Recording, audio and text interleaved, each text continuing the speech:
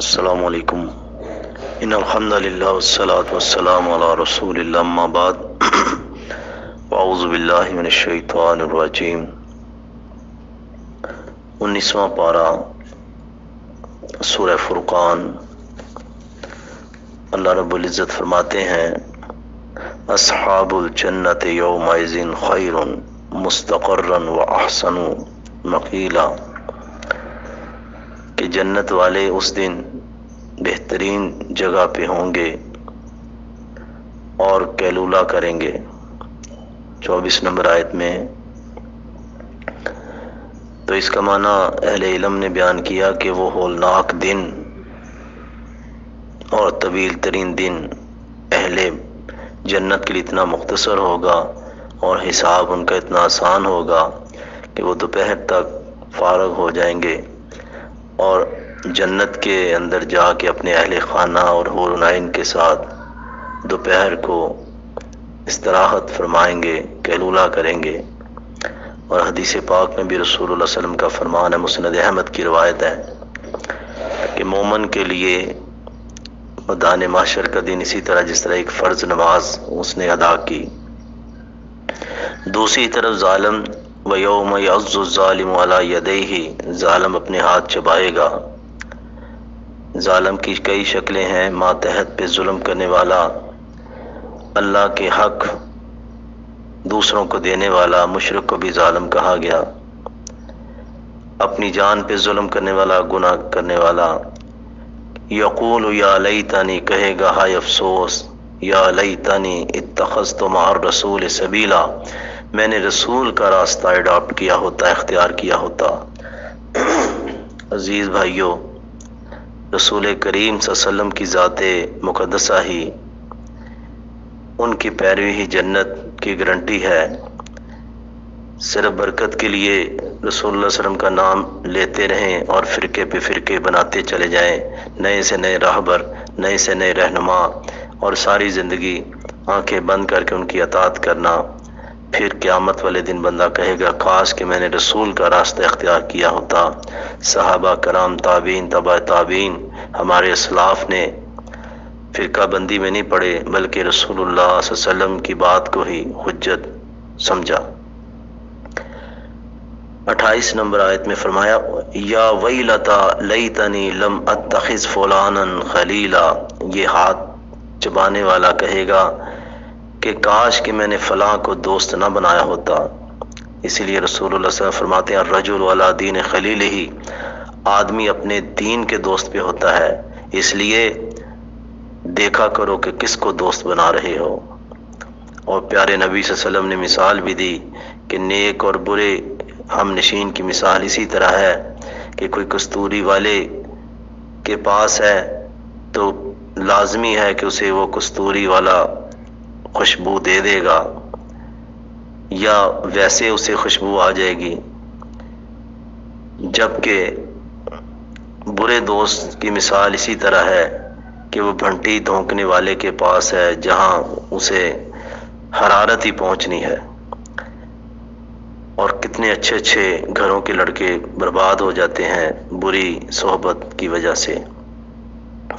قیامت کے دن یہ ہاتھ چبانے والا یہ بھی کہے گا، یعنی کہ یہ ساری حسرتیں کی باتیں کرے گا، اور پیارے نبی صلی اللہ علیہ وسلم اس وقت فرمائیں گے وقال الرسول یا رب ان قوم اتخذوا هذا القرآن مہجورا، سب کی امیدیں رسول اللہ صلی اللہ علیہ وسلم پہ کہ وہ سفارش کریں گے، لیکن اس وقت تو معاملہ ہی الٹ ہو جائے گا کہ رسول اللہ صلی اللہ علیہ وسلم خود درخواست دائر کر دیں گے یا رب ان قوم اتخذوا هذا القرآن مہجورا، میرے پروردگار یہ میری امت، یہ میری قوم نے قرآن سے کو پس پشت پھینک دیا، مہجورا دوری اختیار کی، قرآن سننے سے گریز، ہر وقت دوسرا میوزک، باتیں، یا اس پر ایمان نہ لانا، یا ضرورت کے تحت اس کا علم حاصل ہی نہ کرنا، اس کا کچھ حصہ حفظ نہ کرنا، اس کے اوامر پہ عمل نہ کرنا۔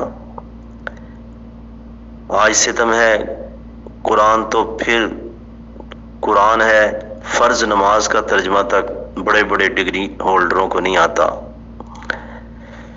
اللہ اکبر، ہماری زندگیوں سے قرآن نکل گیا، ہمارے سیاسی سیٹ اپ سے قرآن نکل گیا، ہماری معیشت میں سود آ گیا، رسم و رواج، خوشی غمی کے دنوں میں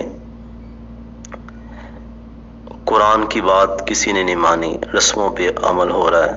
قرآن سے برکت کے لیے کوئی مجلس کا افتتاح، کوئی دکان کا افتتاح، حتیٰ کہ فلموں کے افتتاح پہ بھی لوگ قرآن خوانی کے لیے بچوں کو بلا لیتے ہیں۔ پیری مریدی چل رہی ہے، تعویذ دھاگے قرآنی استعمال ہو رہے ہیں۔ رسول اللہ صلی اللہ علیہ وسلم فرماتے ہیں، امام مالک کا قول ہے ابو داؤد کے اندر، بلکہ امام صاحب کا قول ہے، حدیث نہیں، لَن یصلح آخر هذه الامہ، اس امت کے آخری حصے کی اصلاح ممکن نہیں، الا مگر بما صلح به اولها، مگر اسی طرح ممکن ہے اصلاح جس طرح امت کے پہلے حصے کی ممکن ہوئی، اور وہ قرآن کے ساتھ ہی تھی۔ اور جتنی بھی لٹریچر کتابیں چھاپ لیں، اصلاح فلسفوں اور ان سے نہیں، قرآن کے ساتھ اصلاح ہوگی، یہ امام مالک کا قول ہے۔ پھر فرمایا اللہ نے، ارائیت من اتخذ الہہ ہواہ، کیا اس شخص کو دیکھا جس نے اپنی خواہشات کو اپنا الہ بنا لیا؟ اللہ، جو دل چاہا اس کی عبادت کی، یہ ڈھیری اچھی ہے، یہ پتھر اچھا ہے، یہاں رش زیادہ ہے، دلیل کوئی نہیں۔ فرمایا افانت تکون علیہ وکیلا، اب آپ بتائیں کہ کیا آپ اس کی کارسازی کر سکتے ہیں؟ ایسے بندے کو کس طرح بچایا جا سکتا ہے؟ عبداللہ بن عباس رضی اللہ تعالیٰ فرماتے ہیں، امام ابن کثیر نے لکھا کہ جاہلیت میں ایک بندہ تھا جو سفید پتھر کی پوجا کرتا تھا، کرتا رہا، اسے ایک اچھا پتھر نظر آیا تو ادھر عبادت شروع کر دی اس نے۔ اللہ پاک اپنے احسانات بتاتے ہیں کہ بندو دیکھو، میں نے 2 سمندر بنائے، کسی میں میٹھا پانی صاف پانی اور کسی میں نمکین اور کھارا ہے، پھر یہ 2 پانی آپس میں ملتے نہیں، اللہ نے برزخ پردہ رکھ دیا۔ دوسری جگہ بھی سورہ رحمان میں بھی ہے، پھر وہی اللہ هو الذی خلق من الماء بشرا، اس اللہ نے پیدا کیا پانی سے ایک بشر کو، انسانوں کو، فجعلہ نسبا وسحرا، اللہ نے اسے نسبی اور سسرالی رشتہ داری عطا کر دی، وکان ربک قدیرا، تیرا رب بڑی قدرت والا ہے۔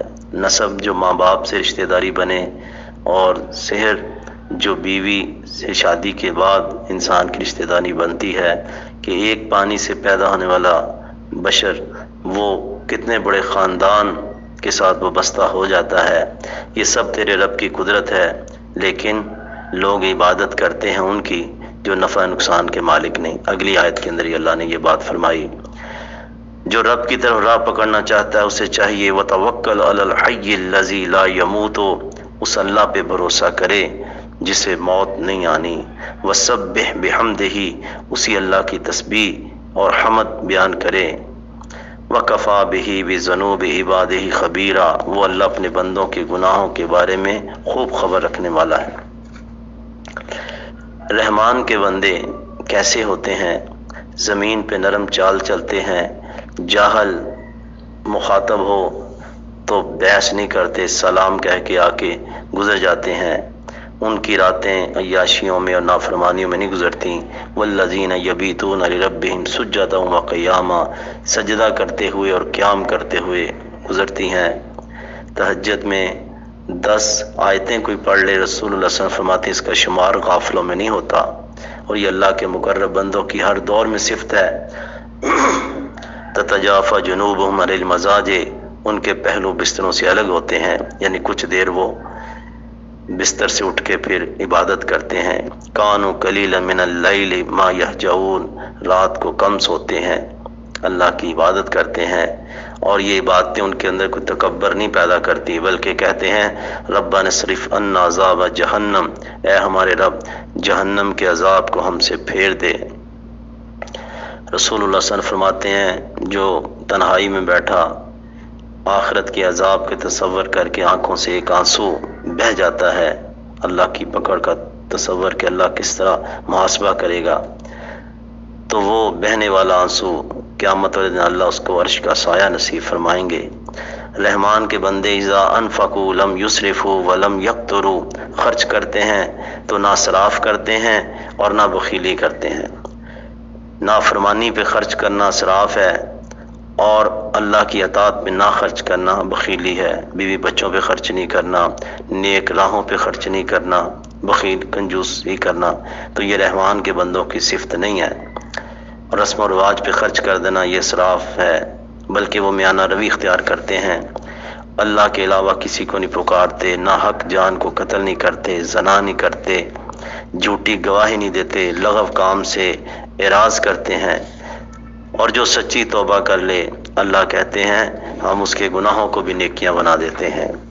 رحمان کے بندے اذا ذکروا بآیات ربہم لم یخروا علیہا صما وعمیانا، وہ آیتیں جب پڑھی جاتی ہیں تو اندھوں اور بہروں کی طرح نہیں گر پڑتے، بلکہ غور و فکر کرتے ہیں۔ یہ نہیں کہ جس طرح آج کل ڈرام میں کوئی نعت پڑھ رہا ہے، کوئی قوالی سن رہا، حال چڑھ جاتے ہیں، نہیں، وہ تو اللہ کی آیتوں پہ بھی اسی طرح اندھوں اور بہروں کی طرح نہیں گرتے، غور و فکر کرتے ہیں۔ دعائیں کیا مانگتے ہیں؟ ربنا حب لنا من ازواجنا وذریاتنا، ربا ہمیں ہماری بیویوں، ہماری اولادوں سے قرۃ اعین، آنکھوں کی ٹھنڈک عطا فرما، وجعلنا للمتقین اماما، اور متقین کا امام بنا دے۔ انہی لوگوں کو اللہ صبر کے بدلے میں جنت کے بالا خانے دیں گے، اور فرشتے ان کو آگے بڑھ کر سلام پیش کریں گے۔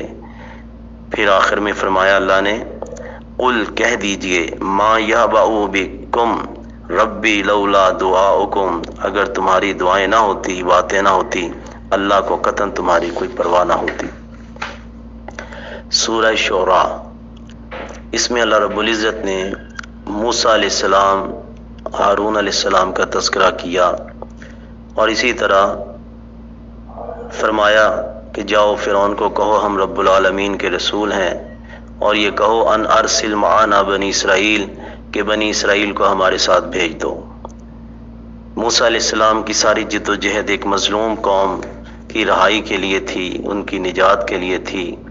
آج کوئی مظلوموں کی داد رسی نہیں کرنے والا، کشمیری ہیں، تڑپ رہے ہیں، لاک ڈاؤن کے اندر ہیں، فلسطینی گھیرے ہوئے ہیں، گھیرے میں مارا جا رہا ہے۔ حضرت موسیٰ علیہ السلام کا تذکرہ قرآن مجید میں سب سے زیادہ ہے، اور ایک مظلوم قوم کی رہائی کے لیے، حالانکہ بڑی ان میں غلطیاں کوتاہیاں تھیں، لیکن موسیٰ علیہ السلام کا رب سمجھتا تھا کہ یہ کمی کوتاہیاں غلامیوں میں آئی ہیں، ان کی نجات کے لیے ساری جد و جہد۔ پھر اس کے بعد پورا واقعہ ہے تفصیل کے ساتھ سورہ شعراء کے اندر، کہ موسیٰ علیہ السلام کے مقابلے کے لیے جادوگر بلائے گئے۔ جادوگر بڑے کہنے لگے بعزت فرعون انا لنحن الغالبون، فرعون کی عزت کی قسم ہم غالب آئیں گے۔ مقابلہ ہوا، ان کا جادو ختم ہو گیا، کہنے لگے آمنا برب العالمین، ہم جہانوں کے رب پر ایمان لائے جو موسیٰ اور ہارون کا رب ہے۔ فرعون کو غصہ چڑھ گیا، کہنے لگا یہ تمہارا بڑا ہے جس سے تم نے جادو سیکھا ہے، میں تمہارے ہاتھ پاؤں کاٹ دوں گا، مخالف سمت، اور تمہیں سولی پہ چڑھا دوں گا۔ کیا ایمان افروز انہوں نے جواب دیا، لا زیرہ، کوئی پرواہ نہیں، انا الی ربنا منقلبون، ہم اپنے رب کی طرف ہی تو ہم نے پلٹنا ہے۔ اور اس کے بعد اللہ فرماتے ہیں ہم نے موسیٰ علیہ السلام کو وحی کی، اس مارکے کے بعد، کامیابی کے بعد، میرے بندوں کو رات کو لے جا، انکم متبعون، بے شک تمہاری پیروی کی جائے گی، یعنی کہ پیچھے فرعون آئے گا۔ اور فرعون آیا اسی طرح فوجیں لے کے، اور قوم کو کہنے لگا یہ تھوڑے سے ہیں، انہوں نے ہمیں غصہ چڑھا دیا ہے، حالانکہ 6 لاکھ بنی اسرائیل کے لوگ تھے۔ بہرحال اللہ تعالیٰ فرماتے ہیں بظاہر تو وہ بنی اسرائیل کے پیچھے فرعون نکلا، لیکن آسمان والے رب کا کیا فیصلہ تھا، فَأَخْرَجْنَاهُمْ مِنْ جَنَّاتٍ وَعُيُونٍ، ہم نے ان کو باغوں اور ان کے چشموں سے نکال دیا، یعنی کہ اپنی زمینیں، اپنے چشمے، اپنے باغ چھوڑ کے اندھے ہو گئے، اور وہاں ان کے پیچھے چل پڑے۔ ہم نے بنی اسرائیل کو بعد میں وارث بنا دیا۔ اور اس کے بعد موسیٰ علیہ السلام کے ساتھیوں نے جب دیکھا کہ پیچھے فوجیں آ رہی ہیں، کہنے لگے انا لمدرکون، موسیٰ ہم تو پکڑے گئے۔ فرمایا کاللہ، ایسا نہیں ہوگا، انا معی ربی سیہدین، میرے ساتھ میرا رب ہے، وہ ہماری رہنمائی کرے گا۔ ہم نے موسیٰ کو وحی کی کہ اپنا عصا سمندر میں مارو، فن فلکا فکان کل فرقن کالطود العظیم، تو وہ پھٹ پڑا اور دو بڑے بڑے پہاڑ بن گئے، پانی کے ٹھہر گیا، درمیان میں راستہ بن گیا۔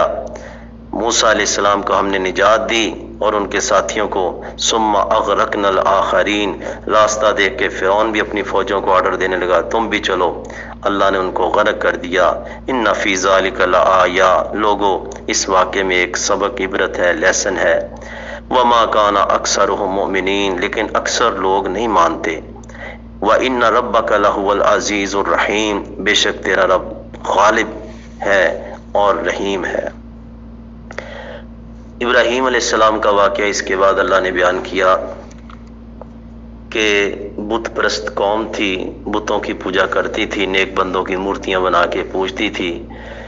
جواب یہی دیتی وجدنا آبانا، کوئی دلیل نہیں، باپ ایسے کرتا تھا، دادا نانا ایسے کرتا تھا۔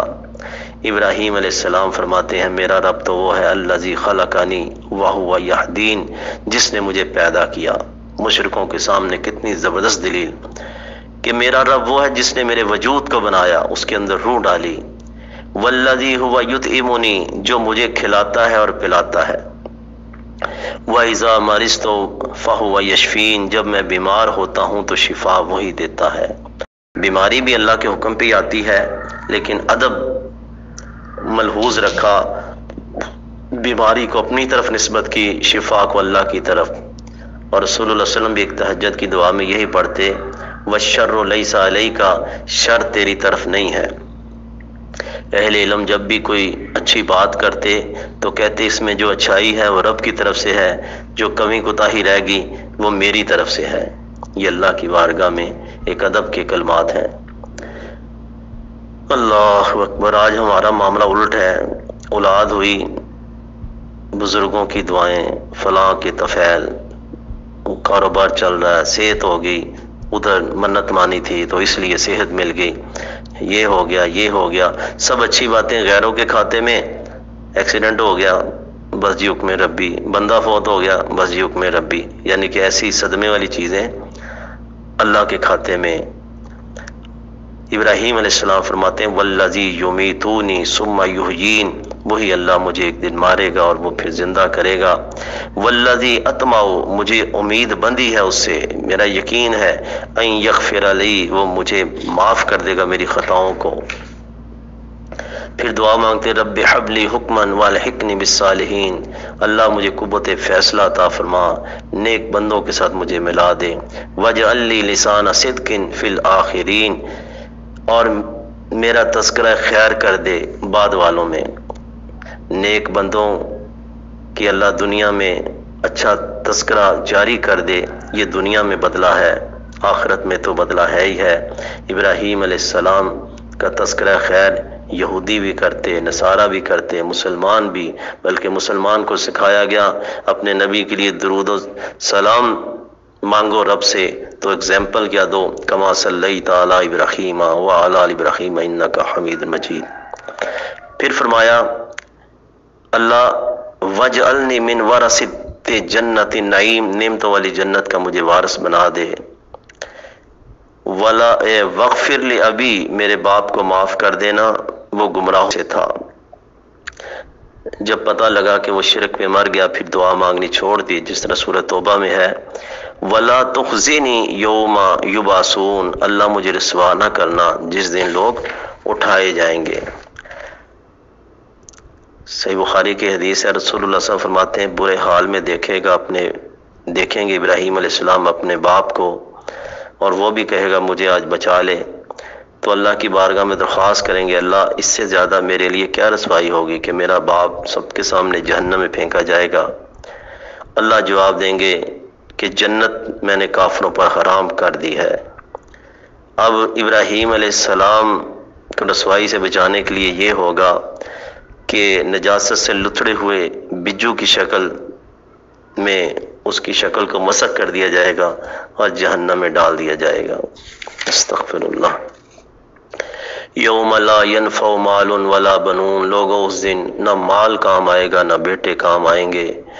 بچے گا کون؟ الا من آت اللہ بقلب سلیم، جو بے عیب دل کے ساتھ ہوا، جس میں کوئی حسد، بغض، کفر، شرک، نفاق نہیں، سلامت دل کے ساتھ آیا، بدعت سے خالی، سنت سے بھرا ہوا ہے، توحید کی محبت ہے، شرک سے نفرت ہے، آخرت کی نعمتوں پہ زیادہ اعتماد ہے، دنیا کی رنگینی سے دل خالی ہے، یہ سب سلامت والے دل کی مثالیں ہیں۔ وَأُزْلِفَتِ الْجَنَّةُ لِلْمُتَّقِينَ، جنت قریب کر دی جائے گی پرہیزگاروں کے لیے، یعنی کہ جنت پہلے ہی قریب آ جائے گی تاکہ جنتیوں کے سرور میں اضافہ ہو۔ سورہ نمل۔ سلیمان علیہ السلام وارث ہوئے، داؤد علیہ السلام کے بیٹے تھے، اللہ نے پرندوں کا علم، پرندوں کی بولیاں سکھائیں۔ ایک دن سلیمان علیہ السلام اپنے لشکر، جنات، انس اور پرندے سب کی درجہ بندی کر رہے ہیں، اور پھر وادی نمل، چونٹیوں کی وادی سے گزرے۔ قالت دبلتن، ایک چونٹی بولی، یا ایھا النمل ادخلوا مساکنکم، اے چونٹیوں اپنی بلوں میں داخل ہو جاؤ، سلیمان اور اس کا لشکر تمہیں یحتمنکم روندی نہ دے، اور ان کو وہم لا یشعرون، ان کو پتہ ہی نہ چلے۔ چونٹی کا عقیدہ۔ فتبسم ضاحکا، اس چونٹی، سردار چونٹی کی گفتگو سن کے مسکرائے، اور فوراً کوئی فخر نہیں، دعا مانگنے لگے، رب اوزعنی ان اشکر نعمتک۔ حضرت سلیمان علیہ السلام دعا مانگتے ہیں، اللہ مجھے توفیق دے کہ میں تیری نعمتوں کا شکریہ ادا کر سکوں، جو نعمتیں تو نے مجھ پہ کی، میرے والدین پہ کی۔ وَأَنْ أَعْمَلَ صَالِحًا، اللہ میں نیک عمل کرتا رہوں، ترضاہ، تو راضی ہو جائے۔ وَأَدْخِلْنِي بِرَحْمَتِكَ، پھر آخر میں اپنی رحمت کے ساتھ اپنے نیک بندوں میں ساتھ شامل کر دینا۔ تو یہ بہت اہم لفظ ہے کہ اللہ کی رحمت چاہیے، اللہ اسی کے ساتھ اپنے نیک بندوں میں شامل فرمانا، کیونکہ اللہ کی رحمت کے بغیر کوئی بندہ جنت میں نہیں جائے گا۔ رسول اللہ صلی اللہ علیہ وسلم فرماتے ہیں، لوگوں سیدھے سیدھے رہو، حق کے قریب رہو، جان لو کوئی اپنے عمل کے ساتھ جنت میں نہیں جا سکتا۔ صحابہ نے فرمایا، آپ بھی؟ فرمایا ہاں میں بھی، جب تک اللہ کی رحمت مجھے ڈھانپ نہ لے۔ اسی مسلم کی حدیث ہے۔ تو یہ سکھایا گیا کہ ٹھیک ہے بندہ اطاعت کرے، عبادت کرتا رہے، یہ بھی نہیں کہ عبادت چھوڑ دے، عبادت کرے، لیکن اللہ کی رحمت مانگتا رہے، اسی کے ساتھ ساری خیر ملنی ہے۔ ایک دن حضرت سلیمان علیہ السلام جانچ پڑتال کر رہے ہیں، حاضری لگا رہے ہیں اپنے لشکر کی، تو دیکھا کہ ہدہد ایک پرندہ غائب ہے۔ فرمانے لگے، کیا غائب کیوں ہے؟ میں اسے سخت سزا دوں گا یا ذبح کر دوں گا اگر اس نے کوئی معقول عذر پیش نہ کیا، سلطان مبین نہ لایا۔ تھوڑی دیر بعد ہدہد تشریف لے آئے، آ گیا، کہنے لگا، احطت بما لم تحط بہ، میں وہ خبر لے کے آیا ہوں جس کا احاطہ آپ نے نہیں کیا۔ وجئتک من سبأ بنبأ یقین، اور میں ایک یقینی خبر، سبا علاقہ جو یمن کا ہے جہاں ملکہ بلقیس حکمران تھی، میں وہاں سے آیا ہوں۔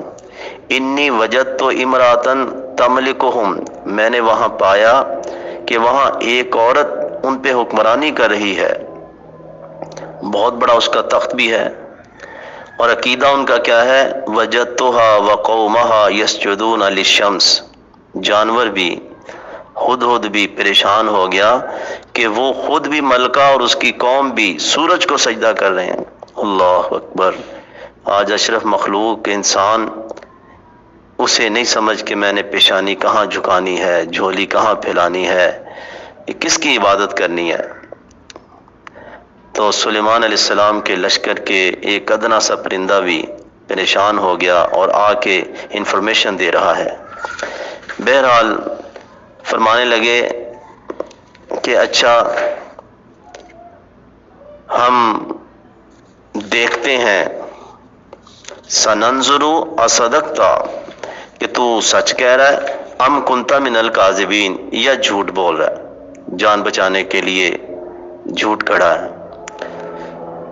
کتنے لاؤ لشکر اور اللہ کی نعمتیں رکھنے والے سلیمان علیہ السلام پیغمبر بھی ہیں، بادشاہ بھی ہیں، سرکش جن ان کی اطاعت میں ہے، لیکن پھر بھی کہہ رہے میں تحقیق کروں گا تو صحیح کہہ رہا ہے کہ غلط کہہ رہا ہے۔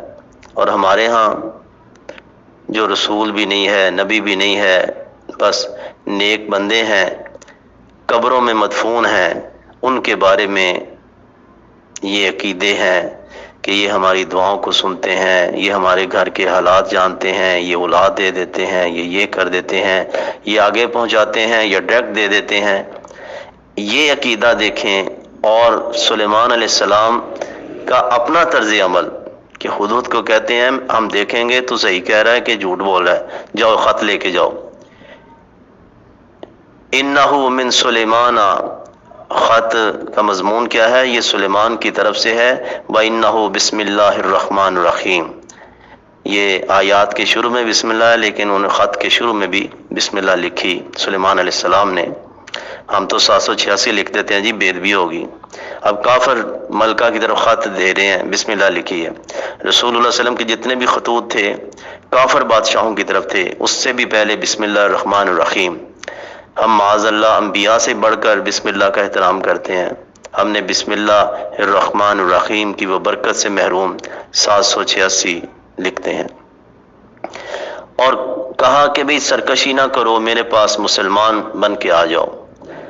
حدود کو کہا بھی سائیڈ پہ بیٹھ جانا، دیکھتے ہیں، دیکھنا کیا رد عمل کرتے ہیں۔ تو وہ مشورہ کرنے لگی، فوجیوں نے کہا ہم یہ کر دیں گے، ہم یہ کر دیں گے۔ کہا بھی یہ عام بادشاہوں کی طرح بادشاہ نہیں ہے۔ اور پھر جنگوں میں کیا ہوتا ہے، عزت والے ذلیل ہو جاتے ہیں۔ چلو ہم دیکھتے ہیں کہ یہ دنیاوی بادشاہ ہے کہ واقعی یہ روحانی بادشاہ ہے، پیغمبر ہے اللہ کا۔ اللہ اکبر۔ تحائف دیے، کہا تحائف اللہ نے مجھے بہت کچھ دیا ہے، سلیمان علیہ السلام نے فرمایا۔ تو پھر ادھر حاضر ہو، ایک اپنے دربار میں سے ایک جن کو کہا ہاں بھی کتنی جلدی اس کا تخت لاؤ گے؟ اس نے کہا آپ کے اٹھنے سے پہلے میں لے آؤں گا۔ اور ایک بندہ جس کے پاس اللہ نے علم دیا تھا، وہ اپنی کرامت کے ساتھ، کرامت یا موضع اللہ کی طرف سے ہی ہوتا ہے، اللہ نے کچھ اس کو علم تھا، آنکھ جھپکنے سے پہلے وہاں پہنچا دیا۔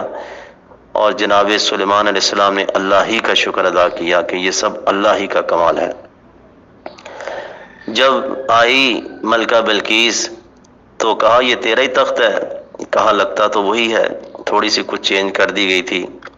جب اسے محل میں داخل ہونے کا کہا تو اس نے کشفت عن ساقیہا، اپنے پانچے کچھ اوپر کر لیے پنڈلیوں کہ تاکہ یہ گیلی نہ ہو جائیں۔ حسبتہ لجتن، وہ سمجھتی تھی گہرا پانی ہے، سفید صحن میں فرش تھا شیشے کا اور نیچے پانی تیز بہہ رہا تھا۔ تو کہا یہ تو شیشے کا ہے۔ بس یہ سمجھانا چاہتے تھے جناب سلیمان علیہ السلام کہ جس طرح ظاہری چیز دیکھ کے بندہ دھوکے میں پڑ جاتا ہے، بالکل اسی طرح تم عقیدے کے بارے میں غلطی پہ ہو۔ سورج چمکتا ہوا روشن دیکھا اور اسی کو رب بنا لیا، اسی کو سجدہ کیا۔